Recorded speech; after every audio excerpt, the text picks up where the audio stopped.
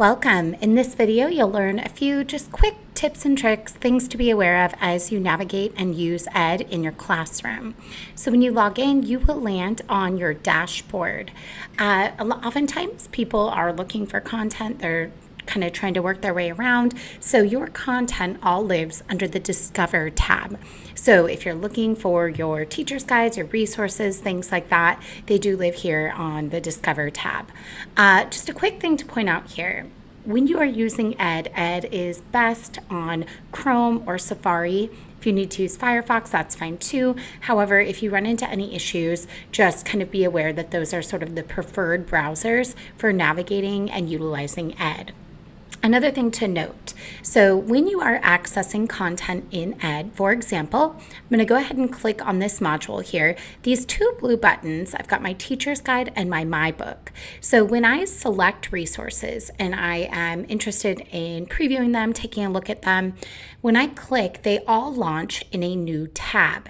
If you click and nothing is opening, you may need to go and check on your pop-ups. So I'm in Chrome, I can come over here, I can open up my settings, and there will be a section about your pop-up blockers. So just make sure that you have that set up such that you can see pop-ups. It's going to be under site settings, and you can adjust those. So make sure that you have HMHCO Ed set up such that you have allowed pop-ups. Also, that can happen on an iPad, and sometimes people don't realize that. So make sure you go into the preferences and settings on your iPad and check your pop-up blocker as well. 9 times out of 10, if you're clicking on something and it doesn't appear to be loading, it is simply because the pop-up is somehow being blocked. Other things to be aware of in Ed. So there are a couple tools that are built in. We have a whole suite of videos. This is one of them that provide you with some information and background on easily navigating and just making this work in your classroom. However, one section I do want to point out for you is this professional learning tab. So under the professional learning, you're going to see you have a number of resources. You can register for live events.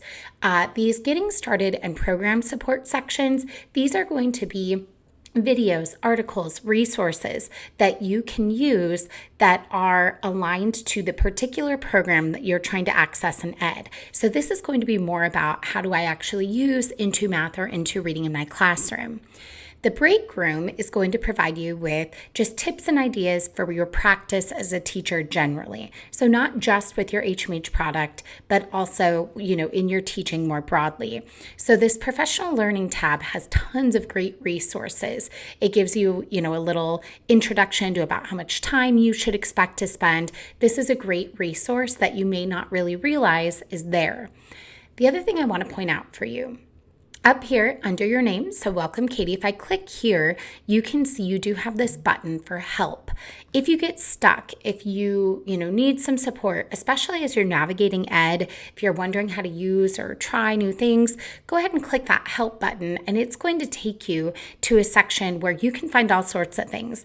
We have these tutorial videos, quick reference guides, PDFs, just written out directions, whatever you need to help you get started in lots of different areas using Ed. So we want to make sure that you have all the tools you need, whether it is using the platform or like in the professional learning section, using your program. We want to make sure that this is really easy and straightforward for you. The last thing I want to point out before you're on your way here, if you scroll down, you're going to see this remote teaching quick start section.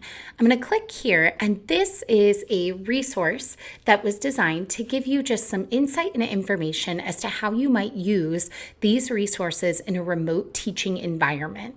So if you're someone who's having to do both virtual and face-to-face learning or just virtual, this is a fabulous resource. You can open these up. It's going to give you a little kind of introduction to the materials and the program, and just some ideas as to how you might use these in your classroom.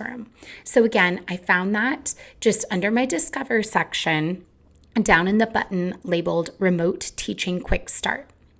Hope that gave you a few tips and tricks to get you started. Thanks for watching.